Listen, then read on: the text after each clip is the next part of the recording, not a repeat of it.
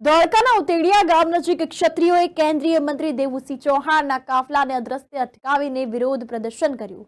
તે સાથે જય ભવાની ભાજપ જવાનીના નારાઓ પણ લગાવ્યા છે। ધોળકાના ઉતેડિયા ગામમાં ક્ષત્રિય આંદોલન પાર્ટ 2ની અસર શુક્રવારે અમદાવાદ જિલ્લાના ધોળકા તાલુકાના ભાલ પંથકમાં આવેલા ઉતેડિયા ગામમાં પણ જોવા મળી હતી। તો વાત કરીએ ધોળકા તાલુકાના ઉતેડિયા ગામમાં શુક્રવારે ખેડા લોકસભા બેઠકના ભાજપના ઉમેદવાર દેવુસિંહ ચૌહાણ અને ધોળકાના ધારાસભ્ય કિરીટસિંહ ડાભી સહિત ભાજપના આગેવાનો ચૂંટણી પ્રચાર અર્થે પધાર્યા હતા।